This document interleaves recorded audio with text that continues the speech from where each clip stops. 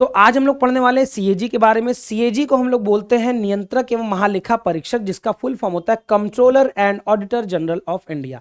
Controller and auditor general of India. अगर बात की जाए ये भारतीय संविधान के किस अनुच्छेद के अंतर्गत आते हैं, तो आप कहोगे ये भारतीय संविधान के अनुच्छेद 148 यानी आर्टिकल 148 से 150 तक, यानी 4 आर्टिकल्स में इनका क्या किया गया, चर्चा किया गया। 48, 148, 149, 150 एंड 151। आज हम लोग बृहद रूप से यानी एक्सपेंड लेवल पर पढ़ने वाले हैं कि सीएजी कौन होता है। सबसे पहले तो सीएजी का जो पद होता है, याद रखिएगा, यह जो पद होता है वो भारतीय केंद्र एवं राज्य सरकार, याद रखेंगे, भारतीय केंद्र सरकार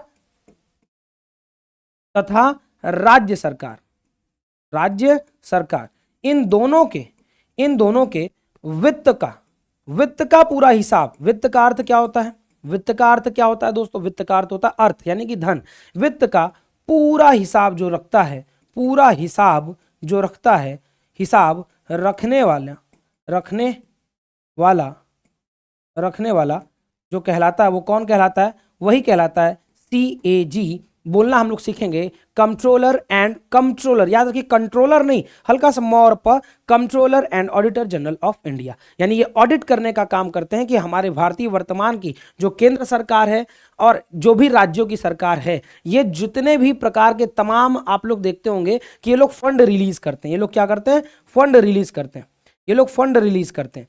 तो ये फंड रिलीज जो हो रहा है वो एक्चुअली जनता तक पहुंच रहा है, उस विभाग तक पहुंच रहा है, और वो विभाग यदि कोई कार्य करवा रहा है तो उस कार्य को वो पैसा कहां कहां जा रहा है, ऑडिट करना, यानी पूरा लेखा जोखा। इसका नाम क्या? लेखा। सब लोग याद रखिएगा, लेखा। यहां लिखा ना महालेखा, तो आप लोग सुने होंगे लेखा जोखा लोग बोलते हैं, तो लेखा का अर्थ होता है बच्चा अकाउंट। तो केंद्र और राज्य सरकार के अकाउंट्स का पूरा बैलेंस, अकाउंट का पूरा हिसाब रखने की जो जिम्मेदारी होती है वो कैग की होती है। वो किसकी होती है दोस्तों? कैग की होती है। इतना बात हम सब लोग को समझ में आया? आप लोग जल्दी से या तो इसका स्क्रीनशॉट लेंगे या अगर नोट्स बना रहे हैं तो फटाफट इसको लिख लेंगे। हम साइड हो जाते हैं, फिर हम लोग दूसरे स्लाइड पर चलेंगे और पढ़ेंगे कि इनकी नियुक्ति कैसे होती है, कौन करता है, क्या क्या किसका अहम रोल है। जल्दी से इसका स्क्रीनशॉट लीजिए आप सभी लोग फटाफट। तो नियुक्ति के बारे में अब हम लोग पढ़ा जाए जल्दी से। आई हो आप लोग ले लिए होंगे। चलिए अगले क्वेश्चन पर, अगले टॉपिक पर चलते हैं। ठीक है, अगले टॉपिक पर चलते हैं। अब आप कहोगे सर ये क्या, पहला वाला ग्रीन बाकी सब ब्लैक, तो उसी समय मैंने चूज कर दिया था तो अब निकालने में बड़ा देर होगा, तो सब लोग ध्यान रखेंगे, ब्लैक पे ही हम लोग पढ़ेंगे। ठीक है, कोई दिक्कत नहीं है। आइए इनके नियुक्ति के, कैग की नियुक्ति के विषय में पढ़ते हैं। यहाँ पर भी ढेर सारे कलर हैं, हम लोग को मिल जाएंगे। कैग की नियुक्ति, controller and auditor general of India की नियुक्ति के बारे में अगर बात करें तो इनकी नियुक्ति किसके द्वारा होती है? तो आप लोग कहोगे राष्ट्रपति के द्वारा। इनकी जो नियुक्ति होती है वह मंत्री परिषद की सलाह पर, सब लोग याद रखिएगा, मंत्री परिषद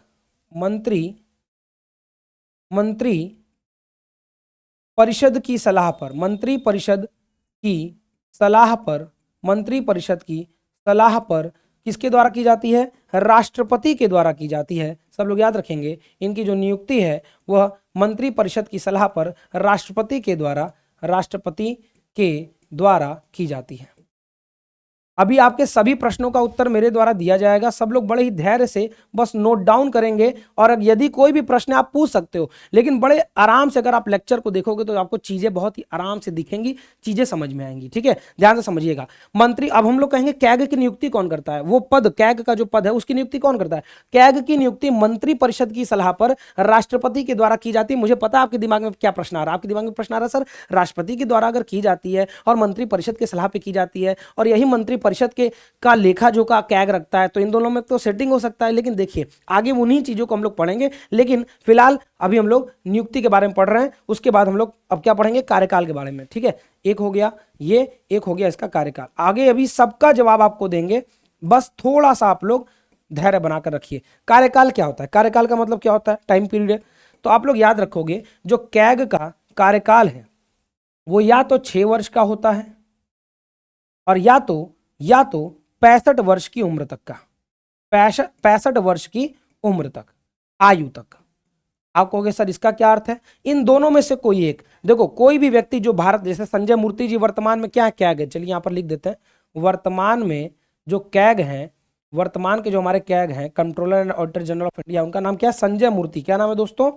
नवंबर में संजय मूर्ति जी, 2024 में इनका नियुक्ति हुआ था, सब लोग याद रखेंगे संजय मूर्ति जी। अब संजय मूर्ति जी का कार्यकाल कितने दिनों का होगा, अगर हमको इसके बारे में चर्चा करनी तो आप कहोगे कि या तो 6 वर्ष तक, या तो अगर वो 65 वर्ष की आयु में अगर आ गए तो उनको फिर वहां से इस्तीफा देना पड़ेगा। सपोज करिए कि जो कैग वर्तमान के हैं वो उनकी उम्र मान लो 64 साल है, बस मान लो, ठीक है, समझने के लिए मान लो उनकी उम्र 64 साल है और मैक्सिमम एज कितनी है कार्यकाल की, 65 वर्ष, तो एक ही साल में उनको इस्तीफा देना पड़ जाएगा, एक ही साल में उनको इस्तीफा देना पड़ जाएगा। अगर उनकी उम्र मान लो 54 साल है तब वो 60 साल की उम्र में रिटायर होंगे, पूरा 6 वर्ष का क्या करेंगे, कार्यकाल अपना देखेंगे, पूरा 6 वर्ष का अपना कार्यकाल देखेंगे। चलिए, राधे राधे बच्चा, अभिषेक जी स्वागत है।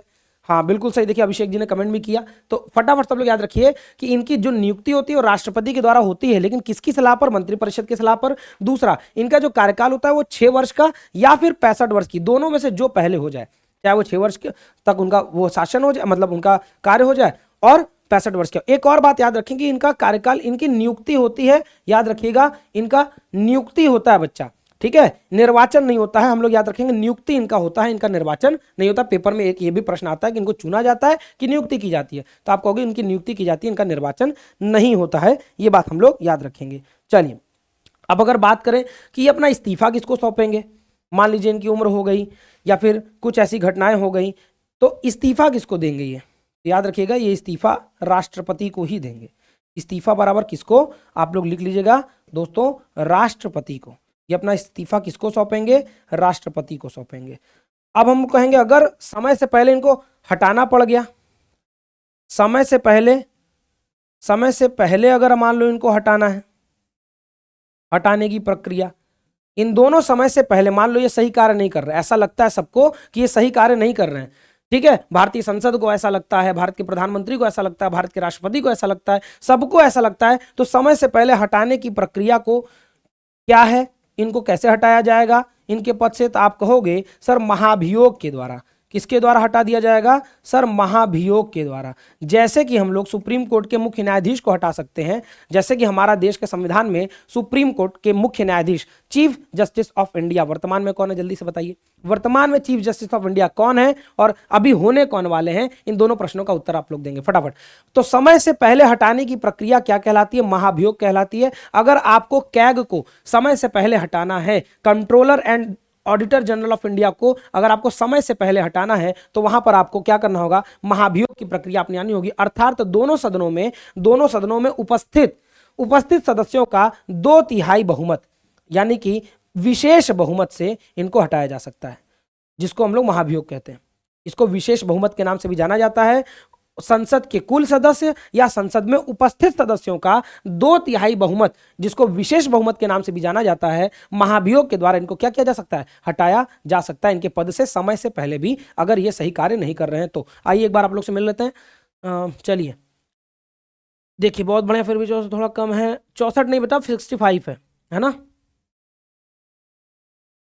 अब देखिए 65 इनकी एज क्यों है, बहुत सारे बच्चों का ये प्रश्न आता है कि सर 65, देखो मैक्सिमम जो काम करने की एज होती है अब भारत में वो 65 ही है। आप तो देखोगे 65-70 जाते जाते आदमी लंदन टू गोवा है, मतलब कि इस लोक से परलोक चला जाता है। तो भैया इसीलिए 65 साल उसकी उम्र की गई है। खैर ये सब बातें याद रखिएगा। मंत्रिपरिषद की सलाह पर राष्ट्रपति के द्वारा नियुक्ति, कार्यकाल 6 वर्ष का या फिर 65 वर्ष, दोनों में से जो पहले हो। इस्तीफा अगर ये देना है तो राष्ट्रपति को देंगे, समय से पहले इनको हटाना है तो हटाने की प्रक्रिया को महाभियोग कहा जाता है। महाभियोग का अर्थ है विशेष बहुमत के द्वारा, यानी लोकसभा और राज्यसभा में विशेष बहुमत, जिसको 2/3 बहुमत भी कहते हैं, 66% से ज्यादा वोट अगर मिलेगा कि नहीं इनको नहीं अपने पद पर रहना चाहिए, तो इनको महाभियोग के द्वारा हटाया जा सकता है। अब हम हट जाते हैं, पहले आप लोग स्क्रीनशॉट ले लीजिए, फिर बढ़ते हैं अगले टॉपिक पर आगे बढ़ते हैं। जल्दी से फटाफट इसका स्क्रीनशॉट लीजिए और हमको फटाक से कमेंट किया करिए कि हाँ सर हो गया। जो बच्चे बाद में भी देखते हैं, रिकॉर्डेड भी देखते हैं, वो बच्चे भी ऐसा जरूर किया करें, ठीक है। एक बार कमेंट में जरूर किया करें, मुझे पता चले कि वीडियो कहाँ तक जा रही है। चलिए अगले क्वेश्चन की ओर चलते हैं, अगले टॉपिक की ओर चलते हैं। तो इनका कार्य क्या है, आइए कार्य देख लेते हैं। कार्य हम लोगों ने शुरुआत में चर्चा की थी। तो हमारे जो सेंट्रल गवर्नमेंट है यानी केंद्र सरकार, तो हम लोग बोलेंगे केंद्र एवं राज्य सरकारों के खाते की जांच। अब प्रश्न ये उठता है कि इनका कार्य क्या है, तो इनका कार्य है केंद्र एवं राज्य सरकारों के खाते की जांच करना। सर खाते की जांच करना, अभी तो आपने बोला कि मंत्री परिषद के द्वारा इनकी क्या होती है, सर मंत्री परिषद के सलाह पर राष्ट्रपति के द्वारा नियुक्ति होती है। तो ये लोग आपस में मिली भगत भी तो कर सकते हैं, देखो नहीं कर सकते दोस्तों। क्यों मिली भगत नहीं कर सकते हैं? केंद्र सरकार और राज्य सरकार के जितने भी खाते हैं उसकी जांच कौन करता है, तो हम लोग कहेंगे सीएजी का कार्य, तो हम यहां लिख देते हैं। और क्यों नहीं हो सकता है मिली भगत, आइए देखते हैं क्यों नहीं हो सकता है। क्योंकि कैग अपनी रिपोर्ट सौंपता किसको है। अब अगला पॉइंट हम लोग लिखेंगे, कैग जो है वो अपना रिपोर्ट अगर केंद्र का है, अगर केंद्र सरकार का रिपोर्ट है, खजाने का केंद्र सरकार का रिपोर्ट है, तो किसको सौंपता है? केंद्र सरकार वाला अगर है तो कैग अपना रिपोर्ट केंद्र सरकार के खातों का किसको सौंपता है? देश के राष्ट्रपति को।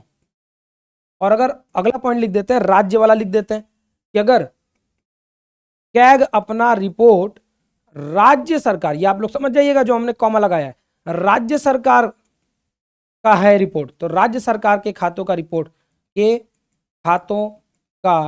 जो रिपोर्ट है वो किसको मिलता है? तो उस राज्य के राज्यपाल को मिलता है, उस राज्य के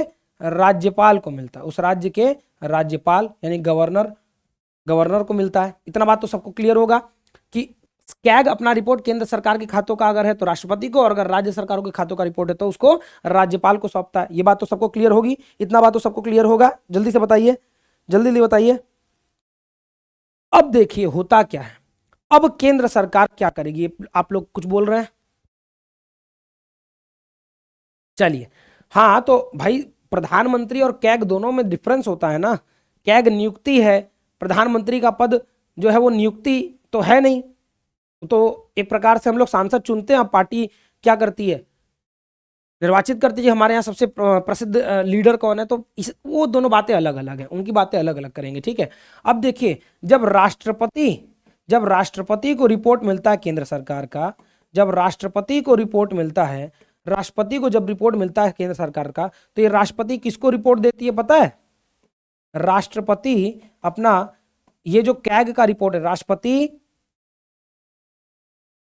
कैग का जो रिपोर्ट है, कैग का रिपोर्ट किसको देती है? तो आप लोग होगे, कैग का जो रिपोर्ट है वो किसको देती है? संसद में, यानी लोकसभा के अध्यक्ष को। अब सब लोग जल्दी से कमेंट करके बताएंगे लोकसभा अध्यक्ष कौन है, वर्तमान में लोकसभा अध्यक्ष कौन है। अब फिर से प्रश्न उठेगा, सर राष्ट्रपति भी जो ज्यादा पार्टी का जिसका सीट होता है वही बनाता है, यानी कि एक प्रकार से वर्तमान में बीजेपी है तो बीजेपी के ही राष्ट्रपति एक प्रकार से कहा जाता है। हालांकि राष्ट्रपति का पद ऐसा नहीं होता, राष्ट्रपति भारत में सबसे बड़ा पद माना जाता है। लेकिन आप कहोगे कि सर चुनते तो ज्यादा जिसके सांसद है वही चुनते हैं, तो एक प्रकार से राष्ट्रपति हो गए। अब राष्ट्रपति भी देख रहे हैं लोकसभा अध्यक्ष को सौंप रहे रिपोर्ट, तो लोकसभा अध्यक्ष भी तो उसी का होता है जिसकी ज्यादा सदस्य होते हैं संसद में, यानी कि बीजेपी का। तो लोकसभा के सदस्य अध्यक्ष वर्तमान में कौन है, जल्दी से कमेंट कीजिए, वर्तमान में कौन है बताइए, वर्तमान अध्यक्ष लोकसभा के कौन है बताइए जल्दी से, सब लोग कमेंट करके बताइए फटाफट। तो वर्तमान अध्यक्ष कौन है जल्दी से बताइए। हम लोग क्या कहेंगे? ओम बिरला जी। कौन है? ओम बिरला। अब आप कहोगे सर ओम बिरला जी भी तो सांसद जो है बीजेपी के ही हैं, तो ये भी तो चोरी हो सकता है। नहीं हो सकता चोरी, क्यों नहीं? क्योंकि ये जो लोकसभा का अध्यक्ष है, जो ओम बिरला जी हैं, जो वर्तमान के अध्यक्ष हैं, लोकसभा का अध्यक्ष भी इसको रिपोर्ट सौंपता है, पता है किसको? अब आइए उसकी बात करते हैं, बहुत बड़ा ये नाम याद रखिएगा, लोक लेखा समिति को। लोकसभा अध्यक्ष किसको सौंपते हैं वो रिपोर्ट? तो आप कहोगे लोक लेखा समिति को, लोक लेखा समिति को। ये किसको अपना रिपोर्ट सौंपते हैं? तो लोकसभा अध्यक्ष रिपोर्ट सौंपते हैं लोक लेखा समिति, लोक लेखा समिति को अपना रिपोर्ट सौंपते हैं। अब तुम कहोगे सर ये कौन सी बहुत बड़ी बात है, तो आइए बताते हैं क्यों ये बड़ी बात है। आइए आपको बताते हैं क्यों ये बड़ी बात है। लोक लेखा समिति को, ये सर किसको रिपोर्ट अपना सौंपते हैं? लोक लेखा समिति को, यानी पब्लिक अकाउंट कमिटी को। किसको सौंपते हैं अपना ये रिपोर्ट? हम लोग लिखेंगे पब्लिक अकाउंट कमिटी को, public account committee, public account committee को, इसको दोस्तों पब्लिक अकाउंट कमिटी को, जिसका अध्यक्ष कौन होता है, जिसका जो अध्यक्ष है वो विपक्ष का नेता होता है। आओ, खेला हुआ कि नहीं हुआ, विपक्ष का नेता होता है। किसका नेता होता है मेरे दोस्तों, विपक्ष का नेता। वर्तमान में राहुल गांधी जी हैं, विपक्ष का नेता होता है। कैसे बताओ चोरी हो पाएगा, विपक्ष का नेता तो सब उजागर कर देगा ना, थोड़ा बहुत तो विपक्ष का नेता सब उजागर कर देगा ना। बात समझने का मेरा प्रयास कीजिएगा, सब लोग बात समझने का मेरा प्रयास कीजिएगा। फिर से मैं क्या बोला, कैग जो है वो केंद्र और राज्य सरकारों के खातों की जांच करता है, और खातों की जांच करके केंद्र सरकार का जो रिपोर्ट है वो राष्ट्रपति को, और राज्य सरकार का जो रिपोर्ट है वो राज्यपाल को सौंप देता है। अब राष्ट्रपति क्या करता है, यह रिपोर्ट लोकसभा के अध्यक्ष को दे देता है, और लोकसभा अध्यक्ष इसको पुनः जांचने के लिए लोक लेखा समिति यानी पब्लिक अकाउंट कमिटी, लोक लेखा समिति यानी कि पब्लिक अकाउंट कमिटी को दे देता है। अब पब्लिक अकाउंट कमिटी क्या एक प्रकार से कैग का बड़ा भाई है, वो फिर जांच करेगा कि भैया कुछ गलत वलत तो नहीं, और इसका जो अध्यक्ष होता है वो विपक्ष का नेता होता है। इसमें 22 सदस्य होते हैं। लोकसभा लोक लेखा समिति में मेरे दोस्तों, लोक लेखा समिति में सदस्य कितने होते हैं, 22 होते हैं। इन 22 में से जो 15 होते हैं, जो 15 सदस्य होते हैं वो लोकसभा से होते हैं, जो 15 सदस्य होते हैं वो लोकसभा से, और जो 7 सदस्य होते हैं वो राज्यसभा से होते हैं। लेकिन सबसे बड़ी बात इसकी ये है कि इसका अध्यक्ष, लोक लेखा समिति का अध्यक्ष कौन होता है, विपक्ष का नेता होता है। और इसके सदस्य कितने होते हैं, 22 होते हैं। लोकसभा से 15, लोकसभा से 15 सदस्य होते हैं, और 7 सदस्य राज्यसभा से। और सबसे बड़ी बात क्या है लोक लेखा समिति की, कि लोक लेखा समिति जो होती है उसमें केंद्रीय कैबिनेट मिनिस्टर कोई नहीं होता है। जो मंत्री परिषद की सलाह से कैग की नियुक्ति होती है, वो जो मंत्री परिषद है, जो कैबिनेट में बैठा है मोदी जी के, वो इसका सदस्य नहीं होता है, लोक लेखा समिति का सदस्य नहीं होता है। कितना बढ़िया तरीके से अरेंजमेंट किया गया हमारे संविधान का, आप लोग को समझ में आ रहा है? क्या स्ट्रक्चरल वे है हमारे संविधान का। इस चीज को अगर आपको नहीं समझ में आया तो आप लोग लिखिए, सर एक बार फिर से समझाइए। अगर आप लिखते हो तो मैं समझाऊंगा। सभी लोग, चाहे ऑफलाइन वाले वीडियो देख रहे हैं, चाहे ऑनलाइन वाले देख रहे हो, चाहे बाद में जो जाएगा उनका, जो लोग देख रहे हो, सब लोग जल्दी से एक बार हमको कमेंट कीजिए कि सर एक बार फिर से टॉपिक समझाइए, अभी हम लोगों को पूरे तरीके से समझ में नहीं आया, पूरा बताएंगे। बताइए जल्दी से, एकदम शुरू से बताएंगे आप लोग अगर कहोगे तो। जल्दी जल्दी बताओ भाई। चलो, बहुत सबने ओम बिरला आंसर दिया, बहुत अच्छी बात है। फटाफट सब लोग बताओ भाई कि अगर आप लोग को फिर से इसको समझना है तो फिर से मैं इसको समझाऊंगा आप लोगों को। जल्दी से बताइए जल्दी जल्दी फटाफट कमेंट करके बताएंगे सब बच्चे। अगर आप लोग को फिर से इसको समझाने की आवश्यकता है तो फिर से मैं समझाऊंगा। आइए एक बार शुरू करते हैं, शुरू से एक बार आप लोगों को फिर से समझाते हैं। नियंत्रक एवं महालेखा परीक्षक, जिसको कैग बोला जाता है, कंट्रोलर, हल्का सा साउंड लाके, controller and auditor general of India, इनकी जो भारत में अनुच्छेद, आर्टिकल, किस आर्टिकल के अंतर्गत, आर्टिकल अंडर 148 to 151 इनका वर्णन है। केंद्र सरकार और राज्य सरकार के वित्त का पूरा हिसाब रखने का काम यही करते हैं। अगला पॉइंट हम लोगों ने जब पढ़ा तो इसमें लिखा गया इनकी नियुक्ति मंत्री परिषद की सलाह पर राष्ट्रपति के द्वारा होती है। फिर हमारे दिमाग में प्रश्न आता है, सर मंत्री परिषद, अब मंत्री परिषद सरकार का ही होता है, तब तो खेल हो सकता है, लेकिन खेल नहीं होगा। क्यों? देखिए, इनका कार्यकाल 6 वर्ष या 65 वर्ष, दोनों में से जो पहले वो हो जाता है। इस्तीफा ये लोग राष्ट्रपति को सौंपते हैं। अगर उसके पहले, समय से पहले अगर इनको हटाना है क्योंकि अपना कार्य अयोग्य है, बेहतर कार्य नहीं कर रहे हैं, तो महाभियोग लगा दिया जाता है। महाभियोग कैसे लगेगा? जैसे सीजेआई पर लगता है, चीफ जस्टिस ऑफ इंडिया पर जैसे लगता है, विशेष बहुमत के द्वारा। यानी दोनों सदनों में, लोकसभा और राज्यसभा दोनों सदनों में विशेष बहुमत, यानी कुल सदस्य या उस समय जो उपस्थित सदस्य हैं उन सभी सदस्यों का 2/3 विशेष बहुमत से अगर पास हो गया कि इनको हटाया जाना चाहिए तो हटा दिया जाएगा। अगली बात क्या आई थी कि सीएजी के कार्य होते केंद्र और राज्य सरकारों के खातों की जांच करना। अगर ये केंद्र सरकार के खातों की जांच करते हैं तो रिपोर्ट राष्ट्रपति को दे देंगे, और अगर राज्य सरकार की कर रहे हैं तो राज्यपाल को दे देंगे। अब वही राष्ट्रपति और राज्यपाल किसको दे देंगे अपना रिपोर्ट? लोकसभा के अध्यक्ष को दे देंगे। लोकसभा के अध्यक्ष, लोकसभा का अध्यक्ष उसको कहां पास आउट कर देगा? लोक लेखा समिति पब्लिक अकाउंट कमेटी को सौंप देगा। पब्लिक अकाउंट कमेटी को क्यों सौंपेगा? जांचने के लिए कि क्या जितना खर्चा गड़बड़ी इधर उधर, इधर से आया इधर से गया, ये सब ठीक है कि नहीं, आए व्यय सब ठीक है कि नहीं। तो लोक लेखा समिति एक प्रकार से बड़ा भाई हो गया कैग का। लोक लेखा समिति को सौंपने का तरीका वो क्या है? ताकि निष्पक्षता बनी रहे, क्योंकि लोक लेखा समिति का जो अध्यक्ष होता है वो विपक्ष का नेता होता है। पब्लिक अकाउंट कमेटी का जो प्रेसिडेंट होता है वो विपक्ष का नेता, जो वर्तमान में राहुल गांधी जी हैं। उसके बाद सदस्य की अगर बात करें, लोक लेखा समिति में कुल 22 सदस्य होते हैं, लेकिन एक भी सदस्य इसमें कैबिनेट मिनिस्ट्री का नहीं होता है। यानी मंत्रिमंडल का नहीं होता है। वही मंत्रिमंडल जिसके कहने पर कैग की नियुक्ति होती है, यहां पर वो नहीं होता है। तो कितनी निष्पक्षता है। प्लस लोकसभा से 15 मेंबर होते हैं लोक लेखा समिति के मेंबर्स, और 7 होते हैं राज्यसभा से, 15 और 7 22। तो कुल अगर प्रश्न पूछेगा तो कहोगे 22, अगर लोकसभा राज्यसभा से पूछेगा तो कहोगे 15 और 7। आप लोग को क्या इतना बात क्लियर हुआ कि नहीं हुआ? क्या इतना बात आप लोग को क्लियर हुआ कि नहीं हुआ? चलिए अब सब लोग जल्दी से एक बार कमेंट करेंगे क्या इतना बात हम लोग को क्लियर हुआ नहीं हुआ। अब आगे इनका प्रमुख अनुच्छेद पढ़ाएंगे कि प्रमुख अनुच्छेद कौन कौन से इससे संबंधित है ना। कैग से संबंधित प्रमुख अनुच्छेद, सीएजी से संबंधित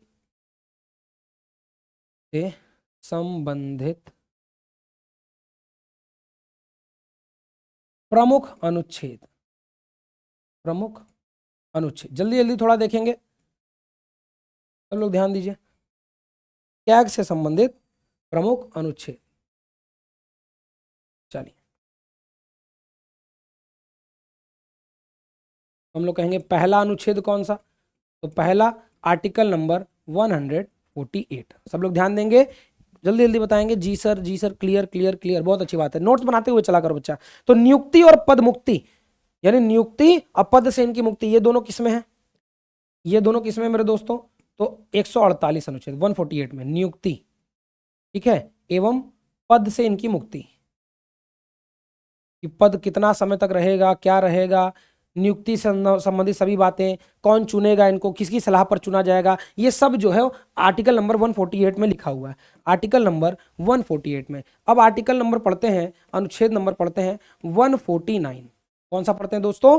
149 पढ़ते हैं। तो इसमें इनके कार्य और शक्तियां हैं कि इनके पास कौन कौन से कार्य हैं और इनकी शक्तियां क्या हैं। कार्य एवं शक्तियां, कार्य एवं शक्तियां, कार्य एवं शक्तियां, सब लोग याद रखिएगा। आर्टिकल नंबर 149 में, आर्टिकल नंबर 149 में कार्य और शक्तियां हैं इनके, है ना। पावर्स क्या हैं इनके, वर्क क्या है, ये सब आर्टिकल नंबर 149 में है। आर्टिकल 148 में इनकी नियुक्ति और इनके पदमुक्ति से संबंधित पूरी बातें लिखी गई हैं। अब आर्टिकल पढ़ेंगे 150, जो कि बहुत इंपॉर्टेंट तो नहीं है, लेकिन कभी कभी इससे प्रश्न आता है। हालांकि मेन आर्टिकल आपका 48, 49 और 51 वाला होगा। इसमें क्या है? संघ एवं राज्यों के लिए, संघ एवं राज्य के प्रारूप से संबंधित, लेखा प्रारूप से संबंधित, संघ एवं राज्य, संघ एवं राज्य लेखा प्रारूप से संबंधित क्या देते हैं? राष्ट्रपति को परामर्श, राष्ट्रपति को परामर्श या सलाह, ठीक है, ये इसके अंतर्गत आता है। और फिर नेक्स्ट आपका हुआ अनुच्छेद नंबर 151। 151 के अंतर्गत हम लोग पढ़ेंगे क्या है, तो हम लोग कहेंगे इनका वार्षिक प्रतिवेदन, रिपोर्ट जिसको कहा जाता है मेरे दोस्तों, इसको, तो ये लोग किसको देते हैं? राष्ट्रपति को। राष्ट्रपति को, अगर राज्य का है तो राज्यपाल याद रखिएगा, तो राष्ट्रपति को वार्षिक प्रतिवेदन देते हैं। फाइनल रिपोर्ट, वार्षिक प्रतिवेदन। वार्षिक प्रतिवेदन का अर्थ क्या हुआ, आप लोग याद रखोगे, फाइनल रिपोर्ट देते हैं 1 साल का, कि इस साल भारत सरकार का कितना इनकम्स रहा, कितना एक्सपेंसेस रहा, फाइनल रिपोर्ट प्रस्तुत करते हैं, जिसको हम लोग वार्षिक प्रतिवेदन के नाम से इसको जाना जाता है, वार्षिक प्रतिवेदन के नाम से। तो आर्टिकल 148 याद रखिए, 149 याद रखिए, 151 याद रखिए। ये तीनों आर्टिकल बहुत ज़्यादा इंपॉर्टेंट है, सब लोग याद रखेंगे, ये तीनों आर्टिकल बहुत ज़्यादा इंपॉर्टेंट हैं। क्या आप लोगों को कैग से संबंधित पूरी बातें समझ में आ गई? क्या आप सभी लोगों को कैग से संबंधित पूरी बातें क्लियर हो गई? क्या आप लोगों को कैग से संबंधित पूरी बातें क्लियर हो गई? अगर हाँ तो एक बार जल्दी से आप लोग कमेंट करके बताइए, अगर आप लोगों को कैग से संबंधित पूरी बातें क्लियर हो गई। भारत सरकार के लेखा की जांच करना, चाहे वो केंद्र की सरकार हो, चाहे वो राज्य की सरकार हो, वो पूरा जांच करना किसका कार्य होता है? तो हम लोग याद रखेंगे वही कैग का कार्य होता है।